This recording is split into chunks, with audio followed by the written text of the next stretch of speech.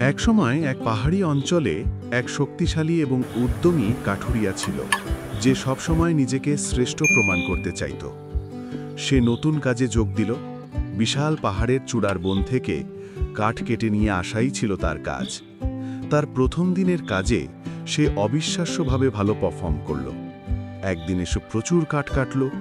তার মহাজন দেখে খুশি হলেন। পরের দিন কাঠুরিয়া আরও কঠোর পরিশ্রম করল এবং তার সমস্ত শক্তি ব্যবহার করল, কিন্তু আশ্চর্যের বিষয়, সে আগের দিনের তুলনায় কম কাঠ কাটল।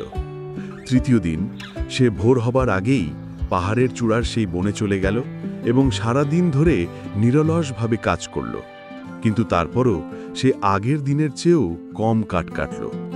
কাঠুরিয়া হতাশ হয়ে তার মহাজনের কাছে গেল এবং বলল, আমি জানি না আমার সাথে কি হচ্ছে। আমি আমার সর্বোচ্চ চেষ্টা করছি, আমার সমস্ত শক্তি দিচ্ছি, কিন্তু প্রতিদিন আমার কাজের পরিমাণ কমে যাচ্ছে। মহাজন শুনে হাসলেন এবং জিজ্ঞেস করলেন, আচ্ছা, তুমি শেষ কবে তোমার কুঠারটিতে শান দিয়েছ, ধার করেছ? কাঠুরিয়া কিছুক্ষণ চিন্তা করে বলল, শান? আমার তো শান দেবার সময়ই হয়নি। আমি তো প্রতিদিন কাঠ কাটায় এত ব্যস্ত ছিলাম যে অন্য কিছুর কথা ভাবতেই পারিনি। মহাজন তখন তাকে বোঝালেন যে কুঠারটি ভোঁতা হয়ে যাবার কারণেই তুমি যত বেশি পরিশ্রমী করো না কেন, ফল তত কম আসছে। কাঠুরিয়া তখন তার কুঠারে শান দিল।